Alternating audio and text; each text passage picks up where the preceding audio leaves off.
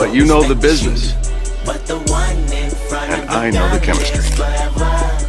One way I really saw that comparison was your brilliant coverage of the financial crisis and what was the mechanisms behind the scene of the financial crisis. And that I became a really big fan of your work reading that, because I think you covered that as well, if not better than anybody. Oh, well, thanks. Yeah, I mean, so I knew nothing about I couldn't even balance my checkbook when they assigned me to that story, and I had to start basically from square one, and I was calling people and saying things like, can you tell me something about something that I'll understand? I was Right. cold calling investment banks and literally saying that. And I finally got a guy to have lunch with me, and he said, your problem is that you're trying to understand this as an economic story.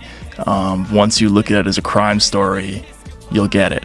And from that point forward, I felt like I started to understand the whole mechanism, the subprime mortgage scam. It really was a scam. It's really just a massive corporatized version of like selling oregano as weed.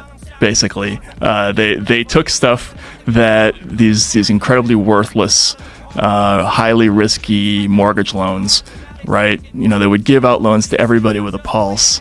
Whether you had a job or not, whether you were a citizen or not, didn't matter.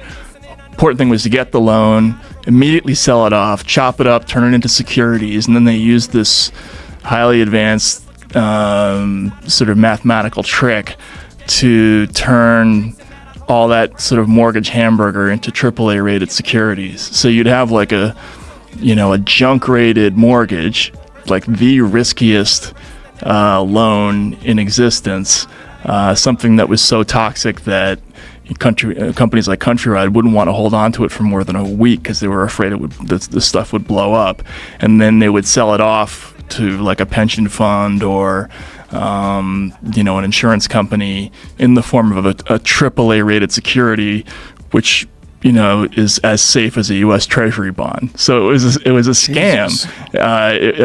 Again, the metaphor of baby powder, taking baby powder and selling it as Coke or whatever. That's exactly what it was. They just took worthless shit and sold it as something that was gold.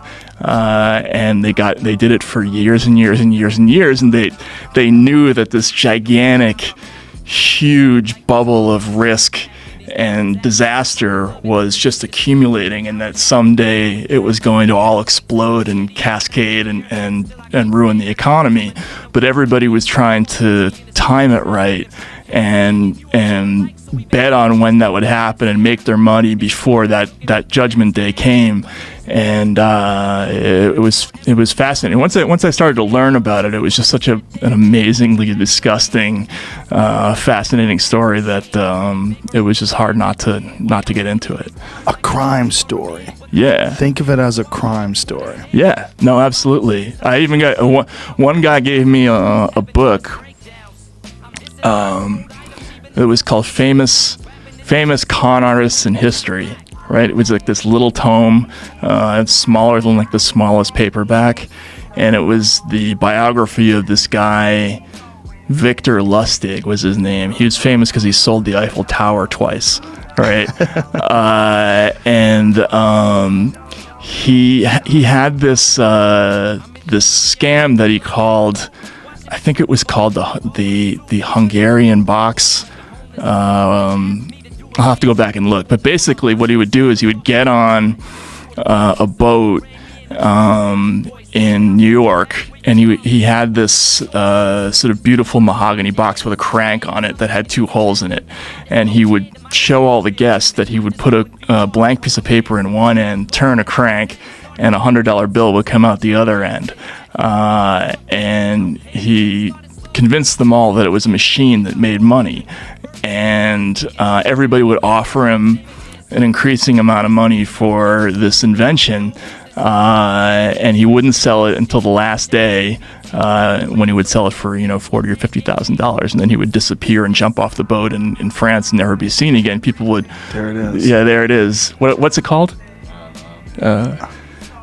Wow. Yeah, there it is. But that's exactly what the mortgage. Is that his picture? Yeah. Let me see his face. Look at that fucking creep. Look at him. Wow. Let me see that box again. Wow. That is crazy. So it was obviously fake, and but that's what the mortgage scam was. They were taking basically blank paper, these subprime loans that belonged to janitors who were gonna foreclose within 10 minutes, all right? And they were telling people that, oh, we have this new mathematical process that actually makes this stuff really safe, and you can put it in your college endowment, you can put it in your pension fund. And so all these people, whose retirement monies were based on securities, were buying all this shit that they thought was AAA rated, and that's how they woke up, in 2008, 2009, and they found their 401ks were wiped out by 40% or whatever it was. It's my neighbor. Really? Did that happen to him? My neighbor bought this plot of land and had this dream to build his dream house. And he would go by the plot of land, and he was always cleaning it up and getting ready, and I was talking to him, and then boom, 2008 happened. He lost everything, and he would still go by that plot of land and clean it up, and he and I would talk about it, and he just told me he lost everything. Yeah, so it's never going to happen, huh? Yeah. No, I think he died. He eventually got really sick, and they took him out of his house and brought him somewhere, but I think he's dead now. But yeah, his story was awful to hear. This guy who was in his 60s, who had got this piece of land with a nice view, and it's like, this is where I'm gonna build my dream house. And he had all this money prepared for it, all this money saved away, and he was ready to rock and roll. And then boom, it all went out. It just drained out. Somebody put a hole in the bottom of the boat, and everything went to the bottom of the ocean. Yeah, and then he probably got ripped off twice because his tax dollars went to go bail out the guys who because some of the banks got stuck holding some of this shit, and rather than eat the losses like your friend did, they got the Federal Reserve to buy it from them, or the Treasury. And how the fuck did they get away with giving the CEOs bonuses during that time? Yeah, giant bonuses during the time where they had to be bailed out by the taxpayers. Yeah, that was another scam. So there were, if you looked at the fine print of all the bailouts, it basically said that you had to repay the money by X time before you could start paying people exorbitant amounts of money again.